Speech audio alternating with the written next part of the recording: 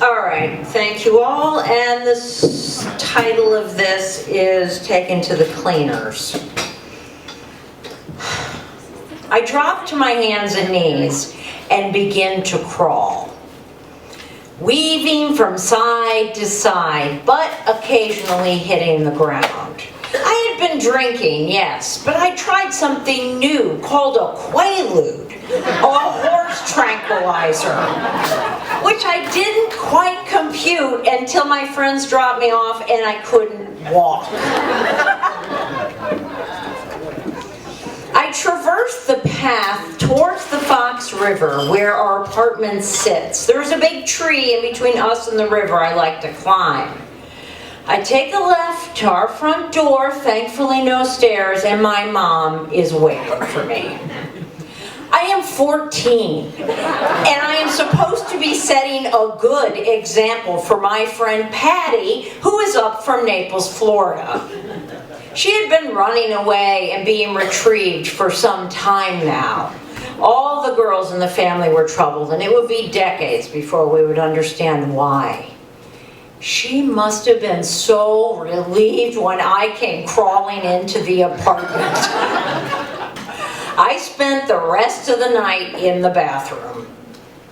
A little while later, I took acid with my friend Stevie.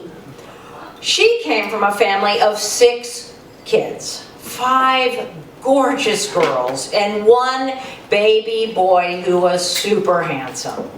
But everyone was out of town, including their dog, and my mom was at a party an hour away in DeKalb.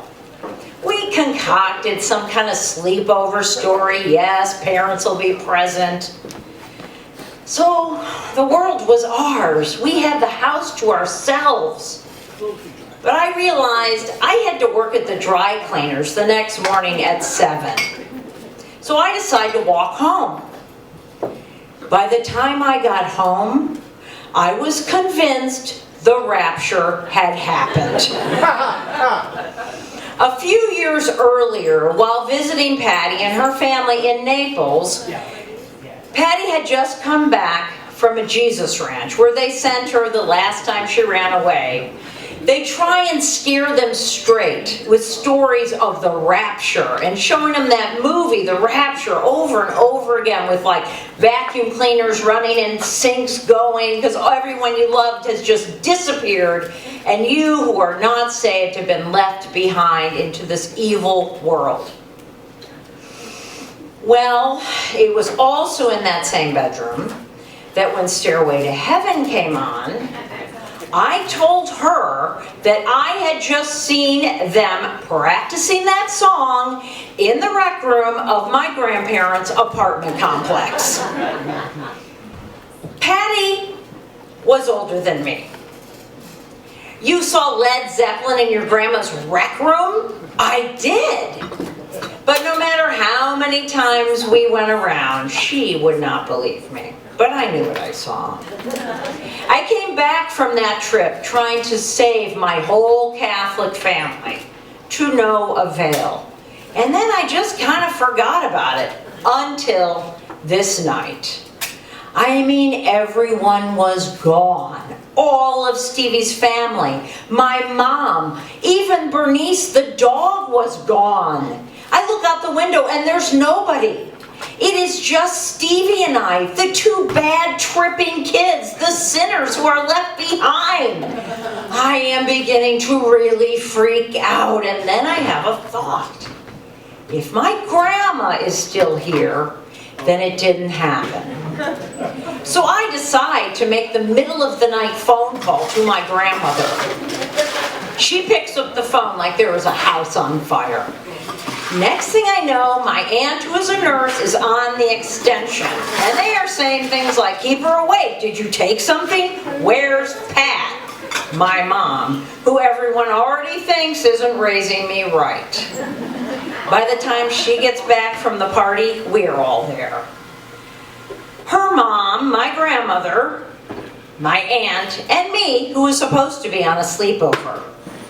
She tells them that I've been reading a lot of end-of-the-world stories and books, which was true. I just recently finished The Rubber Band Theory that talked about the polar caps flipping places, creating complete chaos.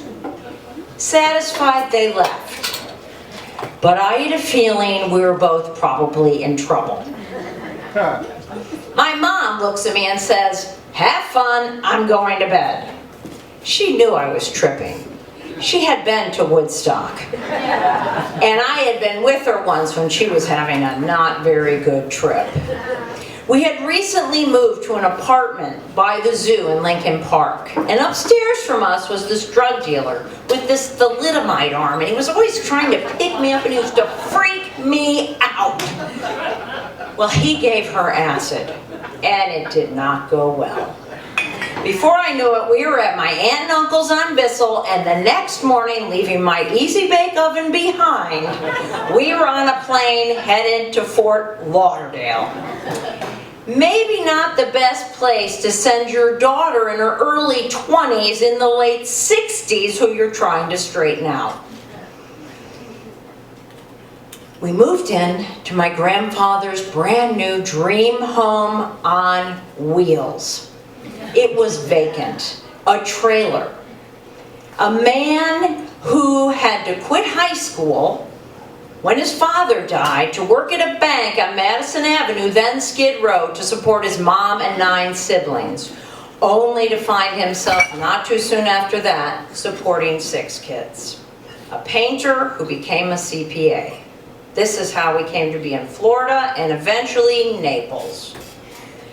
So I stay up, ironing my clothes that I will be wearing to my dry cleaning job that morning, because 7 a.m. is only a couple of hours away.